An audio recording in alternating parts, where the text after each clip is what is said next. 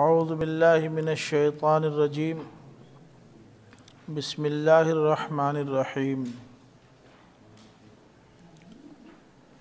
اذ قال اللہ یا عیسیٰ انی متوفیک ورافعک الی ومطہرک من الذین کفروا وجاعل الذین اتبعوک فوق الذین کفروا الی یوم القیامہ ثم الی مرجعکم فاحکم بینکم فیما کنتم فیہ تختلفون فاما الذین کفروا فاعذبهم عذابا شدیدا فی الدنیا والآخرہ وما لهم من ناصرین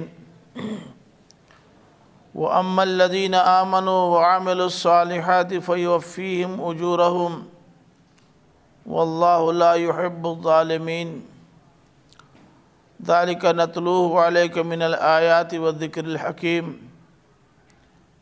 ان مثل عیسیٰ عند اللہ کمثل آدم خلقہ من تراب ثم قال له کن فیکون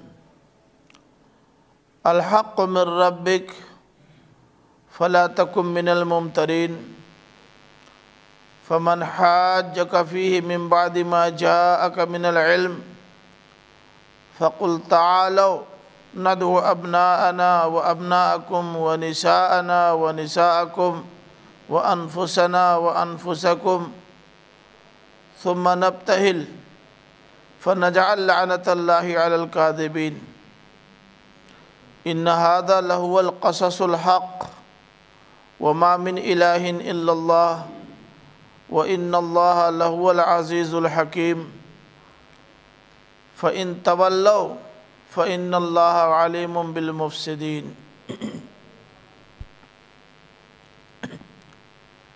پیچھے حضرت عیسیٰ علیہ السلام کی بشارت، پھر ان کی ولادت، پھر ان کی دعوت اور اس کے رد عمل کا ذکر ہو چکا ہے۔ اب آگے یہ بتایا جا رہا ہے کہ مخالفین نے حضرت عیسیٰ علیہ السلام کی مخالفت میں کس حد تک جانے کا عزم مصمم کر لیا تھا، اور اللہ تعالیٰ نے ان کے شر اور فتنے سے حضرت عیسیٰ علیہ السلام کو کیسے بچایا۔ ایک بات یہیں عرض کرتا چلوں کہ حضرت عیسیٰ علیہ السلام بھی نبی اور رسول ہیں، اور رسول اپنی قوم کے لیے حجت بن کر آتا ہے، اور رسول اسی وقت دنیا چھوڑتا ہے جب رسول کی لائی ہوئی تعلیمات اور اس کے لائے ہوئے مشن کے غالب آنے کا امکان پیدا ہو جاتا ہے۔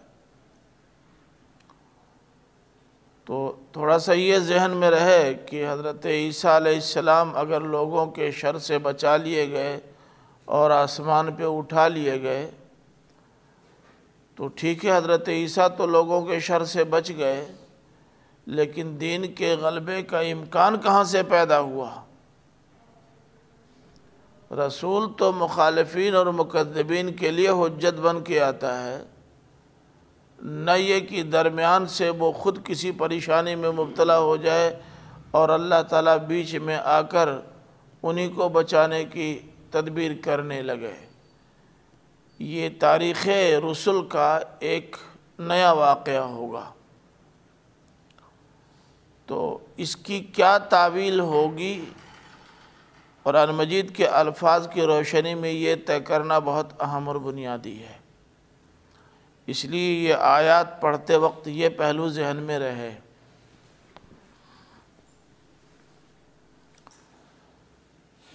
اذ قال اللہ یا عیسیٰ انی متوفیک ورافعک الی ومطہرک من الذین کفروا۔ یاد کرو جب کہ اللہ تعالیٰ نے عیسیٰ سے کہا، اے عیسیٰ میں تمہیں وفات دینے والا ہوں اور تم کو اپنی طرف اٹھانے والا ہوں، اور ان لوگوں سے تم کو پاک کرنے والا ہوں جنہوں نے کفر کیا،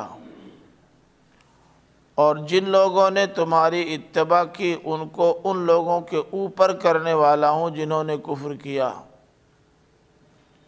اور قیامت تک تمہارے متبعین اوپر رہیں گے۔ اس میں ایک لفظ توفی آیا ہوا ہے۔ توفی کا غالب استعمال تو وفات دینے اور موت کے گھاٹ اتار دینے کے لیے ہے، لیکن آپ نے لغت میں دیکھا ہوگا کہ توفی کا اصل معنی ہوتا ہے کسی شے کو پورا پورا اٹھا لینا، یہ ہے توفی کا اصل معنی۔ اب چونکہ جاندار پورا کا پورا دنیا سے اٹھا لیا جاتا ہے، دنیا سے اس کا تعلق بالکل ختم کر دیا جاتا ہے، گویا دوسرے لفظوں میں موت کے گھاٹ اتر جاتا ہے، تو اس کے لیے بھی توفی کا لفظ استعمال ہونے لگا، اور اب باقاعدہ اس قدر استعمال ہوا کہ جب توفی کا لفظ آتا ہے تو ذہن سیدھے سیدھے موت کی جانب منتقل ہوتا ہے۔ لیکن اس کے باوجود بھی یہ اپنے حقیقی معنی سے آزاد نہیں ہوتا۔ جس طرح صلاۃ وغیرہ کے الفاظ ہیں، صدقہ کا لفظ ہے، زکوٰۃ کا لفظ ہے، جو باقاعدہ اصطلاح میں آنے کے بعد ایک مخصوص معنی میں استعمال ہونے لگے، لیکن ایسا نہیں ہے کہ یہ اپنے اصلی معنی سے ہٹ گئے ہیں۔ تو جہاں حقیقت اور مجاز دونوں کا امکان ہو، یہ موت کے گھاٹ اتار دینا مجازی معنی ہے، حقیقی معنی تو پورا پورا اٹھا لینا ہے، تو جہاں دونوں معنی کا امکان ہو وہاں قرائن بتائیں گے کہ کون سا معنی صحیح ہے۔ اب آپ دیکھیں، یہاں قرینہ بتا رہا ہے کہ موت کا معنی درست نہیں ہے، باوجود کہ بعض مفسرین نے موت کا معنی لیا ہے، خاص طور سے ظاہریہ اور اہل قرآن اسی طرف گئے ہیں، لیکن موت کے معنی میں لینے کی گنجائش یہاں نہیں لگ رہی ہے۔ کئی قرائن ہیں، ان میں سے ایک قرینہ یہ ہے کہ یہ موقع ہے حضرت عیسیٰ علیہ السلام اور ان کے ساتھیوں کے لیے بشارت اور وعدہ نصرت کا۔ حضرت عیسیٰ علیہ السلام کی پوری داستان جو چل رہی ہے وہ ان کے لیے بشارت کا پہلو لیے ہوئے ہے کہ تم کو گھبرانے کی کوئی ضرورت نہیں ہے، تمہاری قوم تمہارے ساتھ جو معاملہ کر رہی ہے کرے، لیکن اللہ تعالیٰ تمہارے ساتھ جو معاملہ کرنے والا ہے وہ تمہارے لیے خوش آئند ہے۔ کسی کو وفات دے دینا اس کے لیے خوش آئند پہلو اپنے اندر کیا رکھتا ہے؟ ایک بات تو یہ ہے۔ دوسری بات یہ ہے کہ یہاں متوفیقہ کے ساتھ رافعک الیہ آیا ہے۔ اگر متوفی کا معنی یہ ہے کہ میں تمہیں وفات دینے والا ہوں تو اس کے بعد رافعک الیہ لانے کی ضرورت نہیں ہے۔ وفات دینے کے بعد اللہ تعالیٰ جو کرتا ہے وہ کرے گا، پھر رافعک الیہ لا کر کے کیا بتانا چاہا ہے؟ اس کا مطلب یہ ہے کہ یہ رافعک الیہ متوفیقہ کے مفہوم کو متعین کرنے کے لیے بہت واضح قرینہ ہے۔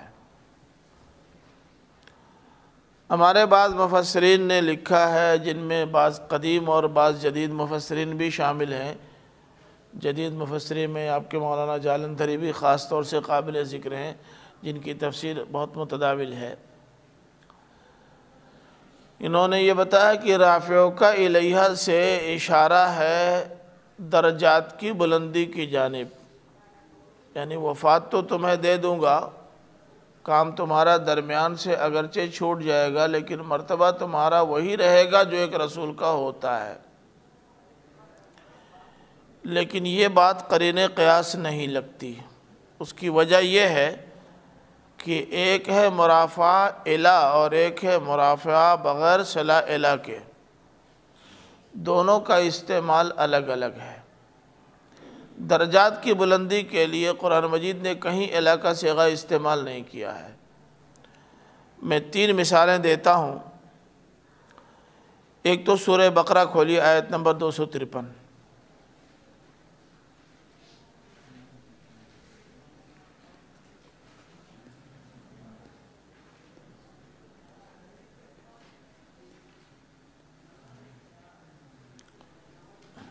آیت مل گئی؟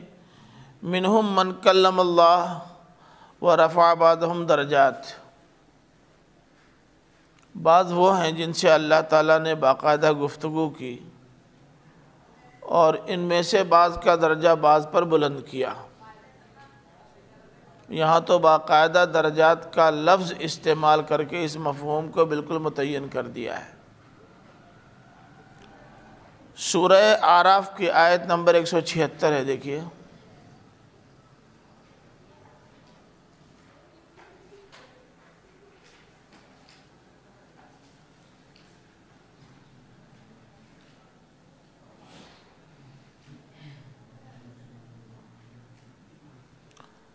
وَلَوْ شِئْنَا لَرَفَعْنَاهُ بِهَا وَلَكِنَّهُ أَخْلَدَ إِلَى الْأَرْضِ۔ اگر ہم چاہتے تو اس کے ذریعے سے ان کو اٹھا دیتے، ان کا رتبہ بلند ہو جاتا، لیکن چونکہ یہ خود زمین کی طرف مستقل گڑے رہتے ہیں، اس لیے ایسے لوگوں کو ہم توفیق نہیں دیا کرتے۔ سورہ مریم آیت نمبر 57 میں ہے،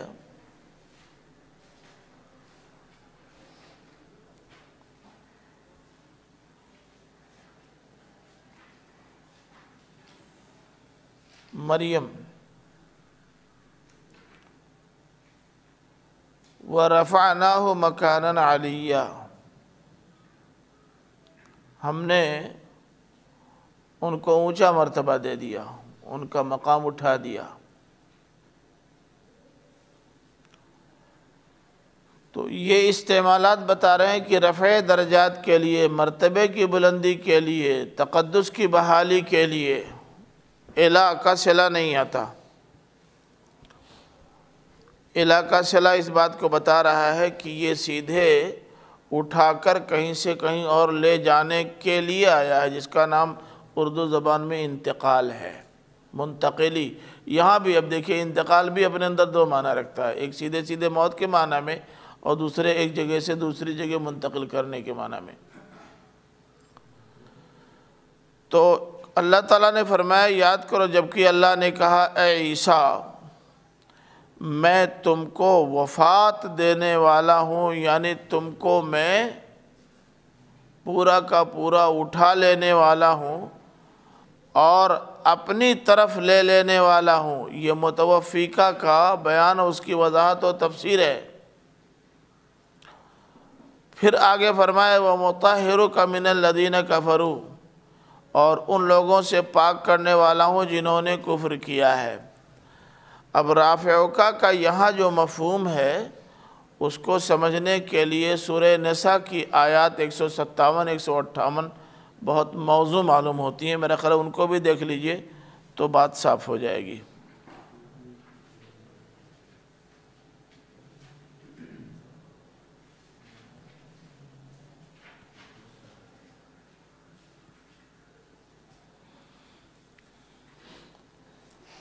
اللہ تعالیٰ نے فرمایا کہ وَمَا قَتَلُوهُ وَمَا صَلَبُوهُ وَلَكِنْ شُبِّهَ لَهُمْ وَإِنَّ الَّذِينَ اخْتَلَفُوا فِيهِ لَفِي شَكٍّ مِّنْهُ مَا لَهُمْ بِهِ مِنْ عِلْمٍ إِلَّا اتِّبَاعَ الظَّنِّ وَمَا قَتَلُوهُ يَقِينًا بَلْ رَفَعَهُ اللَّهُ إِلَيْهِ وَكَانَ اللَّهُ عَزِيزًا حَكِيمًا۔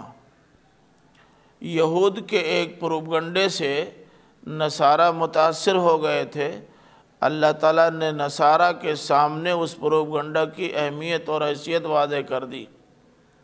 فرمایا کہ لوگوں کا خیال یہ ہے کہ ان کو قتل کر دیا گیا ہے، یا لوگوں نے انہیں سولی پہ چڑھا دیا ہے۔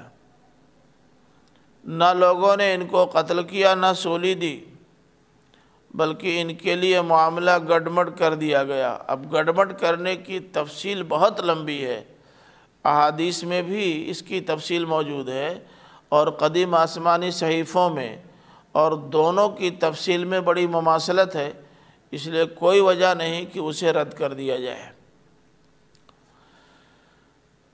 اب یہ گڑبڑ معاملہ کیسے ہوا؟ کل کا خلاصہ یہ ہے کہ ان لوگوں نے نصارہ کو یہ باور کرانے کے لیے کہ ہم نے عیسیٰ کو پھانسی دے دی، ایک پروپگنڈا ایجاد کیا، اور پروپگنڈا ایجاد کرنے والے لوگ آج بھی دنیا میں موجود ہیں۔ آپ اچھی طرح اندازہ کر سکتے ہیں کہ کیسے کیسے لوگ پروپگنڈے کرتے ہیں، کیسے حالات اور وقائع گھڑتے ہیں۔ حضرت عیسیٰ علیہ السلام اچانک غائب ہو گئے اور کئی دن نظر نہیں آئے، تو یہودیوں نے ایک سازش کے تحت ایک فلسفہ گڑھا، ایک واقعہ بنایا، کسی حد تک شکل میں مشابہت رکھنے والے ایک آدمی کو قتل کر دیا، اور قتل کرنے کے بعد اس کا چہرہ مسخ کر دیا، اور دنیا کو یہ دکھا دیا کہ یہ دیکھو ہم نے ان کو پھانسی پہ چڑھا دیا، اس کے بعد اتار کر کے ان کا پورا جسم مسخ کر کے رکھ دیا۔ جب چہرہ پوری طرح سے پہچاننے میں نہ آئے تو بہت سارے لوگوں کو گھپلا ہو جاتا ہے۔ ان کو اللہ تعالیٰ نے اٹھایا، ایک دوسرے آدمی کو مار کر کے انہوں نے شو کر دیا کہ ہم نے ان کو مار ڈالا ہے۔ کچھ لوگوں نے کہا قتل کر دیا ہے، کچھ لوگوں نے کہا پھانسی پہ لٹکایا مر گئے، تو پھر ان کی تصویر مسخ کر دی۔ دونوں کی تردید قرآن نے کر دی ہے، ما قتلوہ وما صلبوہ۔ اب آگے اللہ تعالیٰ نے فرمایا کہ اس وقت جو چیزیں ان کے درمیان چل رہی ہیں وہ ایک دوسرے سے مختلف ہیں۔ قتل والا فلسفہ دوسرا ہے اور سولی پہ چڑھانے والا بالکل دوسرا، لیکن یہ سب صرف گمان کی پیروی ہے، بس حقیقت کا علم کسی کو نہیں۔ حقیقت یہ ہے کہ اللہ نے ان کو اپنی طرف اٹھا لیا، اور زمین سے کسی کو سموچا ایسے اٹھا لینا اللہ تعالیٰ کے لیے مشکل نہیں، وہ عزیز ہے اور حکیم بھی ہے۔ تو اس آیت نے پوری تصویر نمایاں کر دی کہ اس کا صحیح مفہوم کیا ہے۔ اب دیکھنے کی بات یہ ہے کہ یہاں کئی پہلوؤں کا بیک وقت ذکر ہوا ہے، جس میں سے ایک تو متوفی کا ہے، دوسرے رافع کا الیہ ہے۔ متوفی کا کی شکل کیا بنی، رافع کا الیہ نے اس کو واضح کر دیا، ایک چیز کلیئر ہو گئی۔ دوسرے، میں ان لوگوں سے تم کو پاک کرنے والا ہوں جنہوں نے کفر کیا۔ یہ حضرت عیسیٰ علیہ السلام کو پہلے ہی بشارت دے دی تھی کہ یہ جو لوگ گھناؤنی سازشیں کر رہے ہیں تمہارے خلاف، ان کی سازشوں سے بالکل پاک صاف تم کو نکال لوں گا، اور یہ اپنی سازش میں کامیاب نہیں ہو پائیں گے۔ سازشی طبیعت کے لوگ پہلے سازش کرتے ہیں، لیکن جب سازش میں ناکام ہو جاتے ہیں تو کوئی نہ کوئی ایسا فلسفہ ایجاد کرتے ہیں جس سے ان کی سازش کو تقویت مل سکے۔ آج بھی یہی ہو رہا ہے۔ اب آپ دیکھیں اسی 26 جنوری کے موقع پر جو کچھ ہوا، کل پلان فیل ہو گیا، لیکن سازشوں کا جال مسلسل بنا جا رہا ہے۔ تو میں تم کو پاک کرنے والا ہوں الذین کفروا سے، ان کے پلید گندے اور سازشوں سے، پر ماحول سے تم کو نکالنے والا ہوں، کیونکہ جن کو ایمان لانا تھا وہ لا چکے، اب جو بچے ہیں وہ کچڑا ہیں، وہ ایمان لانے والے نہیں ہیں، تو اب تمہاری ضرورت نہیں رہی۔ اب رہ گئی یہ بات کہ کیا تم کو اپنے پاس اٹھا لوں گا تو مشن تمہارا پائے تکمیل کو پہنچے گا۔ آگے کی آیات بھی بتا رہی ہیں، حالات اور واقعات بھی بتا رہے ہیں، تاریخ بتا رہی ہے کہ مشن پائے تکمیل کو پہنچا۔ پھر فرمایا یہ سلسلہ جاری رہے۔ وَجَعِلُ الَّذِينَ اتَّبَعُوكَ فَوْقَ الَّذِينَ كَفَرُوا إِلَى يَوْمِ الْقِيَامَةِ، اور جن لوگوں نے تمہاری اتباع کی ہے ان کو میں ان لوگوں پر کرنے والا ہوں جنہوں نے کفر کیا، اور متبعین رسول کو منکرین رسول پر غلبہ قیامت تک ملتا رہے گا، بشرطے کہ متبعین اتباع کے لیے آمادہ اور تیار ہوں۔ یہ اسی طرح کی بات ہے جیسے کہا گیا وَأَنْتُمُ الْأَعْلَوْنَ إِن كُنتُم مُؤْمِنِينَ۔ ہمیں یہ تو یاد ہے کہ ہم سربلند نہیں ہیں، لیکن یہ بھول گئے کہ متبع بھی نہیں ہیں، مومن بھی نہیں ہے۔ مومن نہیں ہے، سربلندی نہیں ملے گی۔ یہاں تو اتباع کو مشروط قرار دیا ہے الذین کفروا پر فوقیت رکھنے کے لیے، اور جب اتباع ہی نہیں تو فوقیت کیسی؟ عام طور پر مفسرین کا خیال، جن میں مولانا اصلاحی صاحب بھی شامل ہیں، یہ ہے کہ یہاں الذین اتبعوا سے مراد پوری کی پوری عیسائی دنیا ہے، قطع نظر اس سے کہ وہ الذین آتیناہم الکتاب میں آتے ہیں یا الذین اوتوا الکتاب میں ہیں۔ اور الذین کفروا سے مراد مشرکین و کفار ہیں، اس وقت کے منکرین اور بعد کے منکرین۔ یعنی دوسرے لفظوں میں جو عیسائی دنیا کو آج غلبہ حاصل ہے وہ اللہ تعالیٰ کے اس وعدے کے عین مطابق ہے، لیکن یہ بات ناقابل فہم ہے۔ کیوں اللہ تعالیٰ صرف نام لینے والوں کی سربلندی کا وعدہ کرے گا؟ یہ تو کسی خاندان کو بیجا اہمیت دینے والی بات ہوگی، اور اللہ تعالیٰ ایسا نہیں کر سکتا۔ تو اس لیے یہ بات صحیح نہیں ہے۔ بات صحیح یہی ہے کہ جو لوگ اتباع کریں گے، اگر وہ اپنی اتباع پر قائم رہیں گے، نام لینے کے ساتھ ساتھ اس کے تقاضے بھی پورے کرنے والے ہوں گے، تو ان کو سربلندی ملے گی، اور قیامت تک کے لیے یہ وعدہ ہے۔ لیکن اگر لوگ اتباع چھوڑ دیں گے تو ان کے لیے سربلندی کی کوئی ضمانت نہیں ہے، مل بھی سکتی ہے، نہیں بھی مل سکتی ہے۔ اب چونکہ نبیوں کی اور رسولوں کی اتباع کرنے والے لوگ تقریباً نہیں رہے، یا ہیں تو بہت برائے نام معمولی، اس لیے اللہ تعالیٰ ان کو غلبہ نہیں دے رہا ہے۔ ابھی آج بھی متبعین کی کم سے کم کوئی ایک جماعت وجود میں آ جائے، کم سے کم، تو انشاءاللہ اس جماعت کو غلبہ ملے گا۔ لیکن بہت اطمینان کے ساتھ میں بھی نہیں کہہ سکتا، اور شاید آپ بھی نہیں کہہ سکیں کہ روئے زمین پر کوئی جماعت ایسی ہے جو من حیث الجماعت اللہ تعالیٰ، اللہ کے رسول کی اتباع کا دم بھرنے کے ساتھ ساتھ اس پر پوری اور کھری بھی اترتی ہو۔ تو ظاہر ہے کہ پھر یہ غلبہ ملنے سے رہا۔ پھر فرمایا کہ یہ تو بات ہوئی دنیا کی، اگر دنیا میں بھی غلبہ چاہتے ہو تو اتباع رسول ناگزیر ہے، اور اگر اتباع نہیں کرو گے تو غلبے کی کوئی ضمانت نہیں، غلبے کا کوئی وعدہ نہیں۔ یہ بات اللہ تعالیٰ اور بھی کئی جگہ کہہ چکا ہے۔ آپ کو یاد ہے کس سے کہا تھا؟ حضرت ابراہیم علیہ السلام سے کہا تھا نا کہ انی جاعلک للناس اماما۔ حضرت ابراہیم نے جب استفسار کیا ومن ذریتی، کیا یہ امامت میری ذریت کو بھی ملے گی؟ تو اللہ تعالیٰ نے جواب دیا کہ لا ینال عہد الظالمین، ظالموں سے میرا کوئی وعدہ نہیں ہے۔ تو اس کا مطلب یہ ہوا کہ اللہ تعالیٰ کا اصول نہ کل بدلا تھا، نہ آج بدلا ہے، اور نہ کل بدلے گا۔ وہ اپنے اصولوں کے مطابق اپنا کام کرے گا۔ اب لوگ اللہ کے اصول کے مطابق اس کی رحمتوں سے مستفید ہونا چاہتے ہیں تو ہوں، ورنہ اللہ کا غضب تو تیار ہے ہی۔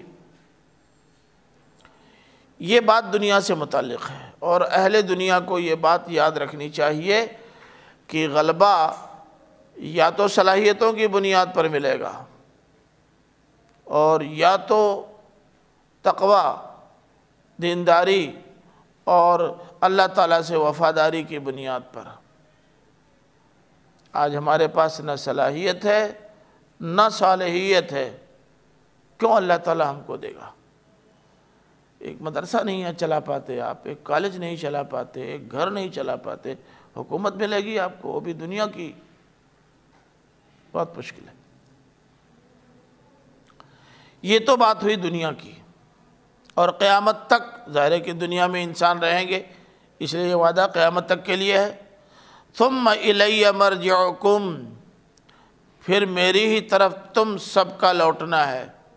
یہ مرجع مصدر میمی ہے، تم سب کو میری طرف ہی لوٹنا ہے۔ فَأَحْكُمُ بَيْنَكُمْ فِي مَا كُنْتُمْ فِيهِ تَخْتَلِفُونَ، تو تمہارے درمیان میں فیصلہ کروں گا ان ساری چیزوں میں جن میں تم اختلاف کرتے رہے ہو، چاہے وہ ختم نبوت سے متعلق معاملہ ہو، حضرت عیسیٰ علیہ السلام کے مصلوب مقتول یا آسمان پہ اٹھا لیے جانے کا معاملہ ہو، چاہے محض ایمان کا دعویٰ کرنے کی بنیاد پر یہ توقع رکھنا کہ کامیابی ہمیں ملے گی اس کا مسئلہ ہو، چاہے دین کے مختلف امور و معاملات میں جن میں معاملہ صرف افضلیت اور مفضولیت کا ہے لیکن اسے جائز و ناجائز کے درجے میں داخل کر کے مختلف ٹکڑیوں میں بٹ جانے کا ہو، ان ساری چیزوں میں اللہ تعالیٰ قیامت کے روز فیصلہ کرے گا۔ اب اس میں نصارہ کی مختلف جماعتیں بھی شامل ہیں جن میں ان کے دو بہت بڑے بڑے جو اس وقت موجود ہیں فرقے ہیں وہ بھی ہیں، ان فرقوں میں جو فرقے ہیں وہ بھی ہیں، مسلمانوں میں دو بڑے فرقے شیعہ اور سنی وہ بھی ہیں، اور ان کے اندر جو مختلف فرقے ہیں وہ بھی ہیں، یعنی جتنے لوگ بھی اپنے آپ کو اہل مذہب کہنے والے ہیں ان سارے لوگوں کے لیے یہ بات ہے۔ اب اللہ تعالیٰ نے ایک اصول بتا دیا آخرت سے متعلق، اس کو ذہن میں رکھنا بہت ضروری ہے۔ وہ اصول یہ ہے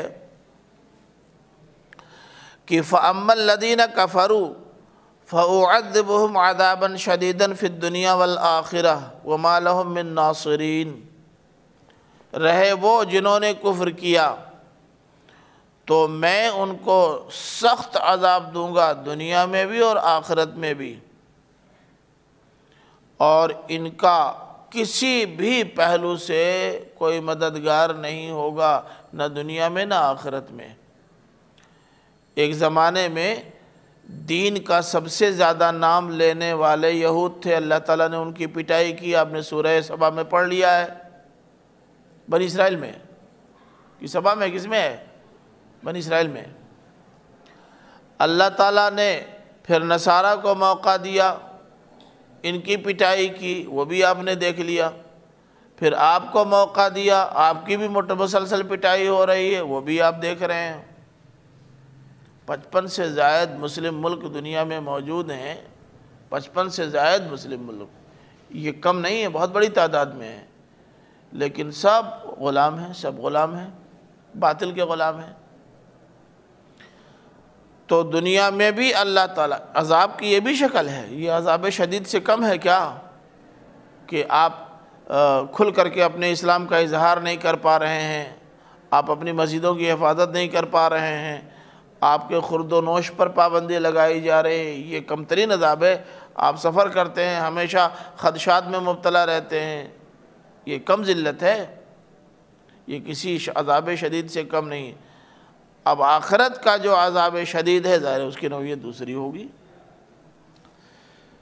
مَا لَهُم مِّن نَاصِرِينَ، میں اس سے پہلے بتا چکا ہوں کہ مَا لَهُم مِّن نَاصِرٍ اور مَا لَهُم مِّن نَاصِرِينَ میں فرق ہے۔ مَا لَهُم مِّن نَاصِرٍ جب آئے گا تو معنی یہ ہوگا کہ کوئی مدد کرنے والا نہیں ہوگا، بات ختم ہو گئی، لیکن مَا لَهُم مِّن نَاصِرِينَ جب کہا جائے گا تو معنی یہ ہوگا کہ جن سے مدد کی امید تھی ان میں سے کوئی مدد کو نہیں آ پائے گا، اور مددوں سے لگا رکھی ہیں، کچھ تو سلسلے ہیں، ہم نے ان سلسلوں سے امیدیں باندھ رکھی ہیں کہ محض ان سلسلوں سے تعلق ہی ہم کو پہنچا دے گا وہاں۔ کچھ لوگ ہیں جو یہ سمجھتے ہیں کہ ہمارے لیے سفارش اور گزارش کام دے جائے گی، مسئلہ ہمارا اسی سے حل ہو جائے گا۔ تو تمام تر کمزوریوں کے باوجود بھی، عملی کوتاہیوں کے باوجود بھی اگر اسلام کا نام لینے والے رہے، کلمہ پڑھ لیا تو مسئلہ ہمارا حل ہو جائے گا۔ کچھ لوگ یہ سمجھتے ہیں کہ اگر واقعی اللہ تعالیٰ کی کوئی طاقت اور قوت ہے تو وہ سامنے آئے، آپ کا ایک بہت بڑا ذمہ دار کہہ رہا ہے قیامت و آمد نہیں ہوگی، کچھ نہیں، باقاعدہ اسٹیج سے کہہ رہا ہے، ایسا بھی بوکھل اور پاگل اقتدار میں آ جاتا ہے کہ تم نے تجربہ کیا ہے؟ کیا اس کی تحقیق کی؟ کس بنیاد پہ کہہ رہے ہو نہیں ہوگا؟ وہ جن لوگوں کے، جن بھکتوں کے سہارے یہ بات کہہ رہا ہے وہ بھی کام آنے والے نہیں بنیں گے۔ یہ من ناصرین میں سارے پہلو ہیں، سارے پہلو۔ اور وَأَمَّا الَّذِينَ آمَنُوا وَعَمِلُوا الصَّالِحَاتِ فَيُوَفِّيهِمْ أُجُورَهُمْ، اور اصول اللہ تعالیٰ نے یہ بنایا ہے کہ جو لوگ ایمان لائے اور جنہوں نے نیک اعمال کیے، اللہ تعالیٰ ان کو ان کے اجر پورا پورا دے گا، پورا پورا دے گا۔ یہ بات بھی ذہن میں ہم کو رکھنی چاہیے کہ ہم لوگ دو طرح کے الگ الگ خیالات کے شکار ہیں۔ ہم میں سے بعض یہ سمجھتے ہیں کہ اگر ایمان ہمارا بہت مضبوط ہے اور عملی کوتاہیاں ہیں تو بھی کام چل جائے گا۔ کچھ یہ سمجھ رہے ہیں کہ ہمارے اعمال اور کردار بہت مضبوط ہونے چاہیے، تھوڑا سوچ میں کچھ کمی رہ جائے گی تو بھی مسئلہ حل ہو جائے گا، اور یہ بیماری ہمارے مدارس تک میں پائی جا رہی ہے، اور جن لوگوں کو یہ خوش فہمی ہے ان میں ہم بھی شامل ہیں۔ یہ ذہن سے نکال دینا چاہیے۔ ایمان کا ثبوت عمل سے فراہم ہوتا ہے، بغیر عمل کے دعوی ایمان کی کوئی حیثیت اور اہمیت نہیں۔ طلاقت لسانی کے زور پر آپ کسی کو خاموش کر دیں، کر سکتے ہیں۔ اللہ تعالیٰ نے زبان دی ہے، اور آپ زبان کا استعمال کرتے ہوئے اپنی چرب زبانی سے، اپنے الفاظ اور جملوں سے کسی کو لاجواب کرنا چاہیں کر سکتے ہیں۔ وکلا تو اس کام کے لیے پیدا ہی ہو گئے ہیں، ٹریننگ دینے کے لیے۔ لیکن اگر ہمارے پاس عمل کا ذخیرہ نہیں ہے تو ہمارا یہ دعوی ایمان اللہ تعالیٰ کے ہاں کوئی اہمیت نہیں رکھے گا۔ عمل سے زندگی بنتی ہے، جنت بھی جہنم بھی۔ یہ خاکی اپنی فطرت میں نہ نوری ہے نہ ناری ہے۔ اگر یہ بات صحیح ہے کہ ہم مومن ہیں تو یہ بات بھی صحیح ہے کہ ہمارے ایمان کا اظہار ہمارے ظاہر سے ہوگا۔ ممکن نہیں کہ باطن تو بڑا پاکیزہ ہو، بڑا شاندار ہو، بڑا اچھا ہو، اور ظاہر بہت گڑبڑ ہو۔ ہم نے ایسا پیڑ دیکھا نہیں ہے کہ جس میں نمی پوری ہے، وہ خوراک پوری پا رہا ہے، لیکن ہرا بھرا نہیں ہے، ٹھونٹا درخت ہے۔ ایسا نہیں دیکھا، یہ نہیں ہو سکتا۔ عمل نہیں ہے تو دعوی ایمان غلط ہے، جھوٹا ہے، بے بنیاد ہے۔ اس لیے ساری غلط فہمیاں دور کر لینی چاہیے۔ ایمان بھی مضبوط کرنا ہے اور عمل صالح بھی کرنا ہے، دونوں کے بغیر نجات ممکن نہیں ہے۔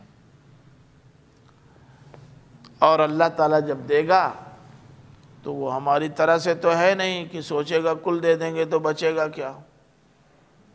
پہلی بات تو ایک اس کے پاس اتنا ہے، اتنا زیادہ ہے کہ ہمارے نقطۂ نظر سے اگر کل بھی مل جائے تب بھی اس کے ہاں کچھ ہی ہوگا، ذخیرے میں کمی تو ہے نہیں۔ سارے لوگ پہلی پوزیشن لے آئیں، سب کو پہلی پوزیشن کا انعام دینے کی طاقت اس کے پاس موجود ہے۔ ایسا تو نہیں کہ ہمارے پاس 35,000 روپے کا کل بجٹ ہے، اتفاق سے اسی میں 2 3 4 4 لوگ پہلی دوسری تیسری پوزیشن لے آئے تو اب قرآن اندازی کریں گے تاکہ کسی کو دینا پڑے کسی کو نہ دینا پڑے۔ اللہ تعالیٰ کا یہ مسئلہ تو ہے نہیں، سب پوری انسانیت فرسٹ کلاس پاس کر لے، اللہ تعالیٰ سب کو فرسٹ کلاس کا نمبر دے دے گا، کیا مسئلہ ہے؟ سب کو انعام بھی دے گا۔ تو قرآن اندازی کی بنیاد پر مستحقین کو محروم اللہ تعالیٰ نہیں کرے گا۔ جو اپنے اعمال اور کردار کے لحاظ سے، اپنے فکر اور عمل کے لحاظ سے نمبر 1 کی پوزیشن پہ ہوں گے، اللہ تعالیٰ سب کو نمبر 1 کا پورا پورا اجر دے گا، 1 پیسے کی کٹوتی نہیں ہوگی۔ پہلی پوزیشن والے کو 50,000۔ اب اگر کئی لوگ پہلی پوزیشن لے آئے تو 50,000 کہاں سے دیں گا؟ 1 لاکھ کا بجٹ ہے، اور اگر 3 لے آئے پہلی پوزیشن تو 50,000 تو اسی زیادہ لگے گا، دوسری تیسری پوزیشن اپنی جگہ پر، تو قرآن اندازی کرتے ہیں۔ اللہ تعالیٰ کے یہاں ایسا نہیں ہوگا، سب کو ملے گا۔ واللہ لا يحب الظالمین، اور یہ بات بھی ذہن میں رہے کہ اللہ تعالیٰ ظالموں سے محبت نہیں کرتا، چاہے وہ کسی بھی خاندان سے تعلق رکھتا ہو، بنی اسرائیل سے چاہے بنی اسماعیل سے، حضرت موسیٰ کا ماننے والا ہو، حضرت عیسیٰ کا ماننے والا ہو، چاہے اللہ کے آخری رسول کا ماننے والا ہو، ظالم ہے اللہ تعالیٰ کو اس سے کوئی محبت نہیں، اور جب محبت نہیں ہے تو اس کے ساتھ لوگ چاہے ستم ڈھائیں اور چاہے اس کے ساتھ انصاف کریں، کیا لینا دینا اللہ تعالیٰ کو؟ جب آپ کو اللہ سے کچھ لینا دینا نہیں تو اللہ کو آپ سے کیا لینا دینا؟ آخر میں اللہ تعالیٰ نے فرمایا ذَلِكَ نَتْلُوهُ عَلَيْكَ مِنَ الْآيَاتِ وَالذِّكْرِ الْحَكِيمِ، اے نبی یہ کوئی کشکول گدائی نہیں ہے جو تمہارے ہاتھ میں تھما دیا گیا ہے، لے کے جاؤ لوگوں سے کہو اس میں کچھ ڈال دیں۔ 17 دنا 34 دنا 68 دفعہ غرض ہو تو ایمان لائیں، اپنا فائدہ چاہتے ہوں تو ادھر آئیں، اپنا فائدہ نہیں چاہتے باہر میں جائیں۔ ذَلِكَ نَتْلُوهُ عَلَيْكَ مِنَ الْآيَاتِ، یہ ہم تم کو آیات الہی یا اپنی آیات پڑھ کے سنا رہے ہیں، تمہارے پاس اپنی آیات بھیج رہے ہیں، یہ ہمارا فرمان واجب الاذعان ہے، یہ ہماری طرف سے کوئی گدائی کا سامان نہیں ہے، یہ درخواست نہیں ہے، یہ تلاوت کر رہے ہیں ہم تم کو اپنی آیات، اور یہ آیات پہنچا دینے کی ذمہ داری ہماری ہے، اور ہمارے کہنے سے تمہاری بھی ذمہ داری اس کے پہنچا دینے کی ہی ہے۔ وَمَا عَلَيْكَ إِلَّا الْبَلَاغُ، اور آپ سے بھی کہہ دیا گیا ہے وَمَا عَلَيْنَا إِلَّا الْبَلَاغُ، کہہ دیجئے ہماری ذمہ داری واضح طور سے پہنچا دینے کی، بس منوانا کام نہیں، لَسْتَ عَلَيْهِمْ بِمُسَيْطِرٍ۔ وَالذِّكْرِ الْحَكِيمِ، اور وہ ذکر حکیم یا وہ ذکر جو حکمت سے بھرا ہے۔ کوئی تعلیم اسلام کی حکمت سے خالی نہیں ہے، یہاں اور تو اور ہے، نبی کریم صلی اللہ علیہ وسلم کے توسط سے جب اسلام کا یہ پیغام ہمارے پاس آیا کہ اگر کتا کسی برتن میں منہ ڈال دے تو 7 مرتبہ اس کو دھو، اس میں مٹی سے دھونا بھی شامل ہے۔ آخر آج کی دنیا نے تحقیق کر کے یہ بتا دیا نا کہ کتے کا زہر اس سے کم میں نہیں اترتا۔ کیا یہ حکم حکمت سے خالی حکم تھا؟ تو جب ایک نبی کا حکم حکمت سے خالی نہیں ہے تو جسے اللہ تعالیٰ نے نبی بنایا ہے یا جس ہستی نے اللہ کے رسول کو اپنا رسول بنایا ہے اس کی باتیں حکمت سے خالی کیسے ہو سکتی ہیں؟ کوئی حکم قرآن مجید کا حکمت سے خالی نہیں ہے۔ جو ذمہ داریاں بھی اللہ تعالیٰ نے انسانوں پر ڈالی ہیں ان ذمہ داریوں کو ڈالنے کی ضرورت تھی، بے ضرورت نہیں۔ اب تقریباً یہ گفتگو ختم ہو گئی حضرت عیسیٰ علیہ السلام سے متعلق۔ اب دیکھیے بات شروع ہوئی تو تمہید میں پہلے حضرت زکریا کا ذکر ہوا تاکہ یہ معلوم ہو جائے کہ ان کے ہاں جو بیٹا پیدا ہوا اس بیٹے کو سامنے رکھا جائے تو ایک بے موقع پیدائش اس کی بھی ہوئی ہے، اس لیے اگر بے موقع کی پیدائش حضرت عیسیٰ کے سامنے آئے یا بے علت کے سامنے آئے تو اس پر حیرت نہیں ہونی چاہیے۔ ذہن کو ہموار کرنے کے لیے پہلے ایک چھوٹا سا واقعہ بیان کیا، پھر اصلی واقعہ بیان کیا، پھر ان کے بھیجنے کا مقصود کیا تھا یہ بیان کر دیا، پھر یہ بتا دیا کہ انہوں نے کن لوگوں کو اپنا مخاطب اول بنایا، پھر یہ بتایا کہ جب انہوں نے ناقدری کی تو کن کو مخاطب بنایا، پھر یہ بتایا کہ ان کی طرف سے اس کا کیا رسپانس ہوا، اور جب دیکھا کہ ان کے ماننے والوں کی ایک بڑی جماعت تیار ہو گئی تو اب لوگوں کو پیچش پڑنے لگی کہ اب کیا ہوگا، تو انہوں نے مخالفت میں طاقت کا استعمال شروع کر دیا، لیکن طاقت کے استعمال کا کوئی فائدہ نہیں ہوا۔ اب وہ بات میں یہاں لا دینا چاہ رہا ہوں جس کا ذکر میں نے شروع میں کیا تھا۔ حضرت عیسیٰ علیہ السلام کا اس دنیا سے آسمان پہ اٹھا لیا جانا بھی ایک طرح کی ہجرت ہے۔ اللہ تعالیٰ نے ان کی ہجرت یہاں سے وہاں کروا دی۔ اب ہجرت کرنے کے بعد جہاں سے ہجرت کی ہے وہاں واپس آنا ضروری نہیں ہے، واپس آ بھی سکتے ہیں اور نہیں بھی آ سکتے ہیں۔ اب یہ وہ لوگ تحقیق کریں جو اس باب میں بہت زیادہ متشدد ہیں کہ حضرت عیسیٰ آئیں گے اور حضرت عیسیٰ نہیں آئیں گے، حضرت عیسیٰ علیہ السلام آئیں تو نہ آئیں تو اللہ کے رسول صلی اللہ علیہ وسلم کی لائی ہوئی شریعت پر اس کا کوئی اثر پڑنے والا نہیں ہے، اس لیے وہ ایک بالکل الگ موضوع ہے۔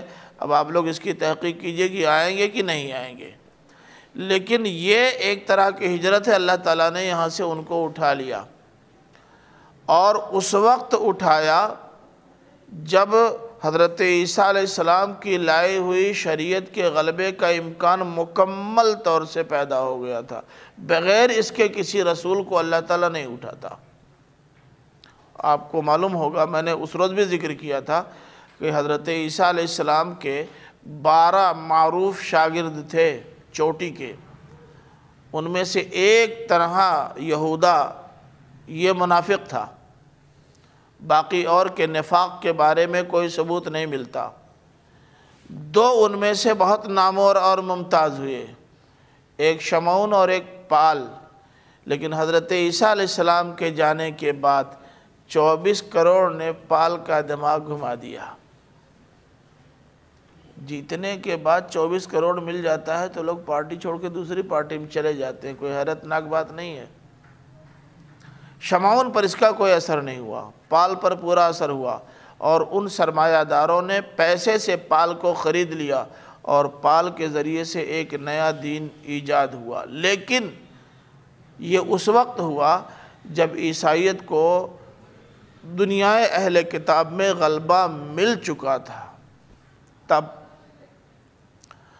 میں بہت کھل کے نہیں کہنا چاہتا، چاہیں تو آپ مثال لے سکتے ہیں، مولانا اشرف علی تھانوی اور مولانا احمد رضا خان صاحب، یہ 2 نامور شاگرد ہیں اپنے اساتذہ کے، دونوں میں سے ایک کی دنیا اسلام کی اشاعت کی دنیا اور دوسری کی ایک نیا دین پیدا کر کے نیا ڈھانچہ کھڑا کر دینے کی دنیا۔ یہ آپ کے سامنے ہے، کوئی حیرت ناک بات نہیں ہے۔ اور جب تک یہ نیا ایڈیشن دین کا سامنے نہیں آیا، مولانا احمد رضا خان صاحب کے بارے میں بھی علماء امت کی رائے وہ نہیں تھی جو اب ہے، وہی تھی جو مولانا تھانوی کے بارے میں تھی۔ پتہ ہے نا، کچھ تو پڑھا ہی ہوگا، اور ہر شہر میں دونوں کے اثرات آپ دیکھ رہے ہیں۔ تو یہ حضرت عیسیٰ علیہ السلام کے سلسلے میں ہوا۔ ان کے جانے کے بعد چونکہ ان کی زندگی ہی میں اسلام کے غلبے کی پوری صورت پیدا ہو گئی تھی، ان کے جانے کے بعد ان کے ماننے والے اس کو لے کر کے چھا گئے، اور تمام تر مخالفتوں کے باوجود حضرت عیسیٰ علیہ السلام کے لائے ہوئی شریعت کو یہودی روکنے میں کامیاب نہیں ہو سکے۔ کچھ عرصہ گزرنے کے بعد پال کے ذریعے سے جب دیکھا کہ اب یہ پھیل گیا، اس کو روکا نہیں جا سکتا، تو پال کے ذریعے سے پال کو خرید کر کے ان لوگوں نے اسی دین عیسوی میں بدعتیں ایجاد کروائیں۔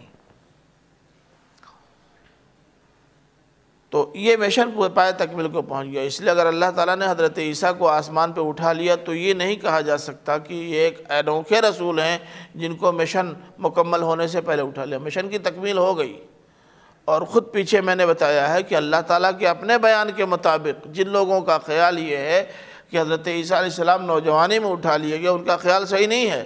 اللہ تعالیٰ نے تو کال تک کا ذکر کر دیا قرآن مجید میں کہ وہ بات کر رہے تھے لوگوں سے گہوارے مادر میں بھی، اور ادھیڑ ہو گئے تھے تب بھی ان سے بات کر رہے تھے ویسی بالغ نظری کے ساتھ۔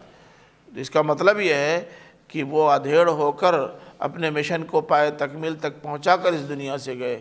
نبی کریم صلی اللہ علیہ وسلم کا جب انتقال ہوا ہے تو حدیثوں میں آتا ہے کہ ان کے 17 یا 19 بال کل پکے تھے، بس بوڑھے ہو کے گئے دنیا سے۔ زیادہ سے زیادہ 17-19 بال کی وجہ سے آپ ادھیڑ کہہ سکتے ہیں، بس اس عمر میں باقاعدہ انہوں نے شادیاں کی ہیں، بڑھوتی میں شادی کی تھی۔ تو کل کو اللہ کے رسول صلی اللہ علیہ وسلم بھی پہنچے اور کل کو حضرت عیسیٰ علیہ السلام بھی پہنچے۔ شادی ہوئی کہ نہیں مجھے نہیں معلوم، کہیں ملے تو بتاؤں، نہ معلوم تو کہاں سے بتاؤں۔ حضرت عیسیٰ کی شادی ہوئی کہ نہیں اس کا ذکر مل جائے گا، جس دن بتا دوں گا، نہیں ملتا نہیں میں جانتا، لیکن ازہر تک پہنچنا قرآن سے ثابت ہے۔ اب آگے فرمایا کہ اے عیسائیوں، ہم نے تو تم کو غلبہ دیا، بعد میں تم بگڑے، ہم نے تمہارے پیغمبر کو بھی ان کے شر سے بچایا، رسولوں کے ساتھ ہمارا جو معاملہ رہا ہے وہ ہم نے ان کے ساتھ بھی کیا، رسول کے آنے کے بعد حجت تمام کروائی، تمہارے دین کو غالب کروایا، اب بعد میں تم نے اپنے دین میں گڑبڑی پیدا کر لی، مجرم تم ہو۔ حضرت عیسیٰ کے بارے میں تمہارا ہی خیال ہے نا، آج تک عیسائی دنیا پوری انسانیت کی سب سے بڑی ملت ہے آج بھی۔ اب اللہ تعالیٰ نے یہ کہا کہ تم نے عیسیٰ کو خدا کی خدائی میں شامل کر لیا، اقانیم ثلاثہ میں سے ایک اقنوم تم نے مان لیا ہے۔ دلیل پروف کیا ہے تمہارے پاس؟ پروف یہی ہے کہ بن باپ کے پیدا ہوئے۔ اگر یہی دلیل ہے تو بن باپ کے پیدا ہونے والے تو اور بھی ہیں، ان کے بارے میں یہی رائے کیوں نہیں؟ اسی لیے فرمایا ان مثل عیسیٰ عند اللہ کمثل آدم، عیسیٰ کی مثال اللہ کے نزدیک تو آدم جیسی ہے۔ آدم کو بھی تو اللہ تعالیٰ نے ماں کے پیٹ سے نہیں پیدا کیا، باپ کے نطفے سے نہیں پیدا کیا، مٹی سے پیدا کیا۔ وہاں تو نہ باپ ہے نہ ماں ہے، بدرجہ اولا تم کو خدا مان لینا چاہیے۔ یہاں تو باپ نہیں ہے، ماں تو ہے، دونوں میں سے ایک تو موجود ہے۔ اگر ایک نہ موجود ہونے کی وجہ سے یہ خدا کی خدائی میں شریک ہیں تو وہاں تو دونوں موجود نہیں، ان کو بدرجہ اولا خدا کی خدائی میں شریک ہونا چاہیے۔ لیکن تم آدم کو اللہ کا بندہ مانتے ہو، عیسیٰ کو خدا کی خدائی میں شریک مانتے ہو۔ بعض بدعتی قسم کے لوگ یہ بات کہتے ہیں کہ حضرت مریم حضرت عیسیٰ کی ماں اور اللہ تعالیٰ کی بیوی ہیں، ورنہ خود عیسائی دنیا بھی اس پر متفق نہیں ہے۔ انہوں نے تو یہودیوں کے اس پروپیگنڈے سے متاثر ہو کر کے کہ ان کی شادی ہوئی تھی اور ان کے شوہر کا نام تھا یوسف، اپنے ہاں یہ فلسفہ ایجاد کیا ہے کہ عیسیٰ ان کے بیٹے ہیں، یوسف کے بیٹے ہیں۔ قرآن نے اس کو بھی کھول دیا ہے، عیسیٰ ابن مریم کہہ کر کے، کہ اگر یوسف کے بیٹے ہوتے تو ابن مریم اللہ تعالیٰ نہ کہتا، ابن یوسف کہتا۔ تو عیسیٰ کی مثال اللہ کے نزدیک ایسے ہے جیسے آدم کی۔ آدم کو اللہ نے مٹی سے پیدا کیا اور مٹی سے پیدا کیے جانے والے پتلے سے کہا کن فیکون، آدمی ہو جا، جاندار ہو جا، جاندار ہو گئے۔ اب یہ امر بھی نفخے کے ذریعے سے ہوا ہے، نفس کے ذریعے سے ہوا ہے، پھونک کے ذریعے سے ہوا ہے۔ اللہ تعالیٰ نے ہو گئے، یہاں بھی تو اللہ تعالیٰ نے ویسے کیا تھا، ہو گئے۔ محرک تو دونوں کا ایک ہے، اسلوب بھی دونوں کا ایک ہے۔ وہاں مٹی کا پتلا بنایا، اس میں روح پھونک دی، اور یہاں بغیر باپ کے ان کی ماں کی شرمگاہ میں روح پھونک دی، ہو گئے۔ اب یہ بالکل خارجی بحث ہے اور بلا وجہ کی بحث ہے کہ پھونکنے کے لیے کیفیت کیا بنی، یہ تو بےہودگی اور بدتمیزی ہے۔ آپ لوگ دعا کرتے ہیں کہ نہیں؟ پانی میں پھونک دیتے ہیں، ایسے بھی کہتے ہیں بھائی ذرا سا ہمارے ابا کے لیے دعا کر دیجئے، ابا کہاں ہیں؟ بمبئی میں ہیں، اور آپ یہیں سے دعا کر دیتے ہیں۔ اس پھونکنے کے لیے ان کے پاس جا کر کے ان کے جسم پر کرنا ضروری تو نہیں ہے، ہو سکتا ہے اللہ تعالیٰ نے ایسے ہی فرشتے کے ذریعے سے روح پھونکوائی ہو، شرمگاہ کے پاس جا کر کے پھونک مارنا ضروری تو نہیں ہے، اس لیے اس خواہ مخواہ کی تعویل کی ضرورت نہیں ہے، یہ تو ایک قسم کی بےہودگی ہے۔ اللہ تعالیٰ نے فرشتے سے کہا تم جاؤ پھونک دو، انہوں نے پھونک دیا۔ 1 کلومیٹر سے بھی پھونک سکتے ہیں، قریب سے بھی پھونک سکتے ہیں، چہرے پر بھی پھونک سکتے ہیں، پیٹ میں درد ہو رہا ہے، چہرے پر آپ پھونک رہے ہیں، پیٹ پہ تو نہیں پھونک رہے ہیں۔ تو یہ اس زمانے میں پھونک سے کا تجربہ رکھنے والے لوگ اس طرح کی بحثوں میں نہیں پڑتے، فضول بحثیں ہیں۔ اللہ تعالیٰ نے کہا الحق من ربک، یعنی جاء الحق من ربک، تمہارے رب کی طرف سے حق آ گیا، یا یوں کہیے کہ ھذا ھو الحق من ربک، یہی ہے حق جو تمہارے رب کی طرف سے آیا ہے، اور تمہارے رب سے زیادہ صورتحال کو جاننے والا کوئی نہیں ہو سکتا۔ فلا تکم من الممترین، تو اے نبی تم شک کرنے والوں میں سے مت ہو جانا۔ نبی کو کہاں شک تھا بھائی؟ نبی کے توسط سے ان لوگوں سے کہا جا رہا ہے جن کو شک ہے۔ فمن حاجک فیہ من بعد ما جاءک من العلم، اب اگر اس بارے میں بعد اس کے کہ تمہارے پاس علم آ گیا ہے، علم سے مراد علم حقیقی ہے، حقیقی علم، سچا علم آ گیا ہے، کوئی تم سے حجت کرے، اتمام حجت کے باوجود کوئی حجت کرے، کج بحثی کرے۔ آپ ایک بار پھر سے پڑھ کے دیکھ لیجئے گا کہ حضرت عیسیٰ علیہ السلام کی تصویر نمایاں کرنے کے لیے اللہ تعالیٰ نے جو اسلوب اختیار کیا ہے، اس میں کوئی پہلو تشنا چھوڑا ہے؟ پھر سے پڑھ لیجئے گا۔ اب سوالات کا سلسلہ بند ہو جانا چاہیے، اور ان کے بارے میں اللہ کے رسول صلی اللہ علیہ وسلم سے الٹے سیدھے سوالات نہیں کرنے چاہیے۔ اللہ تعالیٰ نے تو پوری پوزیشن واضح کر دی، اور ایسی واضح کی کہ صرف کفار و مشرکین مکہ ہی نہیں، خود نصارہ کے لیے بھی وہ آئینہ ہے۔ تو اب اس کے بعد مزید سوال کی گنجائش نہیں، ماننا نہ ماننا اپنی جگہ پر ہے، لیکن سوالات کی گنجائش نہیں بنتی۔ اللہ تعالیٰ نے فرمایا کہ اگر اس کے باوجود بھی کوئی تم سے حجت کرتا ہے تو اتمام حجت کے بعد حجت کرنے والوں کے لیے مباہلہ کا ایک طریقہ بچتا ہے بس۔ ہمارے مولانا سلمان ندوی صاحب بھی کئی بار مباہلہ کر چکے ہیں، یعنی مباہلے کی دعوت دے چکے ہیں، حجت تمام ہی نہیں ہوئی، مباہلے کی دعوت شروع ہو گئی۔ ایسے مباہلہ نہیں ہوتا، اور اس مباہلے میں اللہ کی مدد بھی نہیں ملتی۔ آپ جن کو سمجھانا چاہتے ہیں ان کو سمجھانے کی آخری کوشش کر لیں، اور وہ لاجواب ہو جائیں، تب نمبر مباہلے کا آتا ہے۔ اگر وہ لاجواب نہیں ہوئے اور آپ مطمئن نہیں کر سکے، حجت تمام نہیں ہوئی۔ حجت تمام کرنے کے بعد مباہلہ کا نمبر آتا ہے۔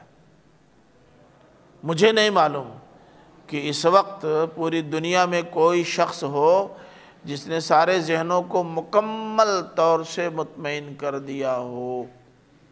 اگر نہیں تو ابھی کسی کے لیے مباہلے کا مرحلہ نہیں آیا۔ اللہ کے رسول صلی اللہ علیہ وسلم نے قرآن کے مختلف بیانات کی روشنی میں حضرت عیسیٰ علیہ السلام کی تصویر ایسی نمایاں کر دی کہ اب بنی اسرائیل کے لیے اسے تسلیم نہ کرنے کی کوئی گنجائش باقی نہیں بچی۔ اس کے باوجود بھی کٹ حجتی پر آمادہ تھے، تب اللہ تعالیٰ نے کہا اب ان سے مباہلہ کرو۔ ابتحال جانتے کس کو کہتے ہیں؟ ابتحال کہتے ہیں دعا اور تضرع کو، اس کے اندر کسی چیز سے دستبردار ہو جانے کا معنی بھی پایا جاتا ہے، اسی سے بنا ہے مباہلہ۔ اور مباہلہ کا مطلب ہوا کہ آپ دستبردار ہو جائیے اپنی ازواج سے، اپنی اولاد سے اور اپنے املاک سے، اور دعا کیجئے کہ اگر ہم غلط پر ہیں تو یہ سب چھن جائے۔ اور یہ معمولی بات نہیں ہے، کہنے کو تو ہم بھی کہہ سکتے ہیں، لیکن خدا نخواستہ اللہ تعالیٰ نے مباہلے کا نتیجہ سامنے لا دیا تو سامری بن جائیں گے، لامحساس کہتے پھریں گے، دنیا کو پوچھے گی نہیں۔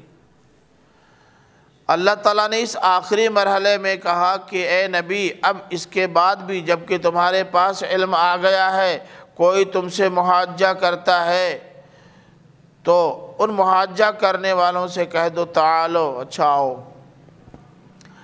ندعو ابنانا۔ اس پورے جملے میں کچھ محذوفات ہیں، یعنی ندعو نحنو ابناءنا وانتم ابناءکم ونحن نساءنا وانتم نساءکم ونحن انفسنا وانتم انفسکم۔ آؤ ہم اپنے بیٹوں کو بلاتے ہیں اور تم اپنے بیٹوں کو بلاؤ، ہم اپنی عورتوں کو بلاتے ہیں، تم اپنی عورتوں کو بلاؤ، ہم اپنے آپ کو پیش کرتے ہیں، تم اپنے آپ کو پیش کرو۔ بتاؤ ان تین سے زیادہ اور کیا ہے؟ آدمی خود، اس کی بیوی، اس کی اولاد، یہ سب اللہ کے عذاب کی زد میں آ جائیں تو بچا کیا؟ ویر بہادر سنگھ کی جائیداد بچی بس، کوئی وارث نہیں ہوا، جن لوگوں نے چاہ لے لیا، اور تو کچھ بچتا نہیں۔ ثم نبتہل، اور پھر ہم مباہلہ کریں یعنی یہ کہیں کہ نجعل لعنت اللہ علی الکاذبین، ہمارا دعویٰ یہ ہے کہ یہ صحیح ہے، آپ جو کہہ رہے ہیں وہ غلط ہے، آپ کا دعویٰ ہے کہ آپ کا موقف درست ہے، ہمارا بیان غلط ہے۔ ہم کہیں کہ اگر ہمارا بیان غلط ہے، ہم جھوٹے ہیں، تو اللہ کا عذاب ہم پر ہو، اللہ کی لعنت ہم پر ہو، اور تم کہو کہ اگر ہمارا موقف غلط ہے تو ہم پر اللہ کی لعنت ہو۔ اب ہم جب کہو گے تو ہم میں تم، تمہاری اولاد اور تمہاری ازواج شامل ہوں گی۔ ہمت ہے تو آ کے یہ کر کے دیکھو۔ لیکن عہد نبوی میں نصارہ بھی مباہلہ کی جرأت نہیں کر سکے، بھاگ گئے، پیچھے ہٹ گئے۔ پھر ان کے اندر اس مجلس میں آنے کی جرأت نہیں ہوئی، بالکل آئے ہی نہیں، ایک بار بھی اللہ کے رسول سے نہیں کہا کہ اچھا چلو ہم کوئی مجلس بلاتے ہیں اس میں مباہلہ ہو جائے، بالکل نہیں، ہٹ گئے۔ فرمایا ان ھذا لہو القصص الحق، یہ ہے سچا قصہ۔ یہ قصص بیان کرنے کے معنی میں ہے، سچا بیان، یا یوں کہیے کہ سچے بیانات یہ ہیں جو حضرت عیسیٰ کے سلسلے میں دیے گئے۔ تو اب اگر یہ ہو تو اللہ کے علاوہ کوئی معبود بچتا ہے؟ اس لیے ما من الہ الا اللہ، اللہ کے سوا کوئی معبود نہیں۔ اب تو تمہارا بنایا ہوا معبود ڈھیر ہو گیا، ڈھہ گیا، معبود نہیں رہ گیا۔ اور دیکھیے حضرت عیسیٰ کی عظمت، ان کے تقدس، ان کی حیثیت اور اہمیت کو حرف نہیں آنے دیا، حرف نہیں آنے دیا۔ ان کی جو حیثیت اور اہمیت تھی کہیں بھی وہ حیثیت مجروح نہیں ہوئی، صرف اس عقیدے سے ان کو باہر کر دیا جس میں انہوں نے تین معبودوں کی خدائی کا دعویٰ کر رکھا تھا۔ وَإِنَّ اللَّهَ لَهُوَ الْعَزِيزُ الْحَكِيمُ، اور اللہ تعالیٰ بڑے غلبے والا، حکمت والا ہے۔ اب اس کے اندر ایک طرح کی دھمکی ہے۔ اللہ تعالیٰ عزیز ہے، عزیز، دماغ صحیح رکھو۔ اتنی واضح اور سچی حقیقت سامنے آ جانے کے بعد نہ ماننے کی گنجائش نہیں بچی۔ اب بھی نہیں مانو گے تو اللہ تعالیٰ رگڑ دے گا، بوزی چھوٹ جائے گی۔ اگر تم یہ سمجھتے ہو کہ اگر اللہ تعالیٰ رگڑ دیتا یا رگڑ سکتا تو ہم تو کتنے زمانے سے یہی بات کہتے چلے آ رہے ہیں، کیوں نہیں رگڑ دیا؟ اللہ تعالیٰ حکیم ہے، محض جذباتی نہیں ہے کہ جذبات کی رو میں بہہ کر وہ سب کچھ کر جائے گا یا کہہ جائے گا جو تم چاہتے ہو۔ وہ حکیم ہے، اس کی حکمت کا تقاضا ہے کہ جس طرح تمام رسولوں نے اپنے اپنے عہد میں حجت تمام کی، ایسی آج بھی حجت تمام ہو، اور جس دن حجت تمام ہو جائے گی تمہارا بھی حشر وہی ہوگا جو ان کا ہوا۔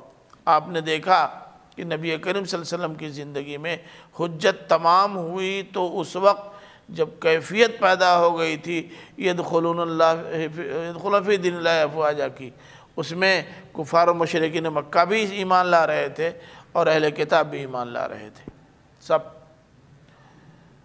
تو جب ایمان لا رہے تھے اور اتنی بڑی طاقت بن چکے تھے کہ جس طرح حضرت عیسیٰ کے نہ رہنے کے بعد ان کے شاگرد ان کے مشن کو آگے بڑھا سکتے تھے، ایسے ہی اب اللہ کے رسول صلی اللہ علیہ وسلم موجود نہ رہیں تو ان کے شاگرد ان کے مشن کو آگے بڑھا سکتے ہیں۔ اب ضرورت باقی نہیں رہی، اور جب ضرورت باقی نہیں رہی تو اللہ تعالیٰ نے اٹھا لیا۔ اللہ تعالیٰ کا دستور یہی ہے کہ جب رسول کا کام ختم ہو جاتا ہے تو وہ اٹھا لیتا ہے۔ اب یہ الگ بحث ہے کہ کام 63 سال میں ہوتا ہے، 70 سال میں ہوتا ہے، 100 سال میں ہوتا ہے یا 900 سال میں۔ فَإِن تَوَلَّوْا فَإِنَّ اللَّهَ عَلِيمٌ بِالْمُفْسِدِينَ۔ اب اگر یہ اعراض کر رہے ہیں، نہیں مان رہے ہیں، پیٹ پھیر رہے ہیں، تو فَأُولَئِكَ هُمُ الْمُفْسِدُونَ، تو یہ مفسد فسادی ہیں۔ اب یہ فساد کرنے کی طرف ہے، اب یہ دلائل سے ماننے والے لوگ نہیں، یہ فسادی ہیں، اور اللہ تعالیٰ فسادیوں سے اچھی طرح واقف ہے، اور جب اچھی طرح واقف ہے تو ان فسادیوں سے زمین کو پاک کرے گا، اور کر دیا۔ غزوہ بدر میں، غزوہ احد میں، غزوہ خندق میں، غزوہ تبوک میں، مختلف غزوات میں دھیرے دھیرے ان فسادیوں سے اس سرزمین کو پاک کر دیا۔ بعد میں جن لوگوں نے فتنہ اٹھایا، سر اٹھایا، چونکہ اللہ کے رسول کے ماننے والے اس وقت پاور میں تھے، اس لیے انہوں نے ان کو بھی سبق سکھا دیا۔ بیچارے شمعون پاور میں نہیں تھے، اس لیے وہ کام نہیں کر سکے جو ابو بکر و عمر نے کر دیا۔ اگر وہ پاور میں رہے ہوتے تو پال کا وہی حال ہوتا جو مسیلمہ کذاب کا ہوا تھا، ہوتا ہے۔ اس لیے پاور کی بڑی اہمیت ہوتی ہے، حکومت کی بڑی اہمیت ہوتی ہے۔ حکومت نہ ہوتی تو کسان اب تک ناشتہ کر کے چلے گئے ہوتے اپنے اپنے گھر۔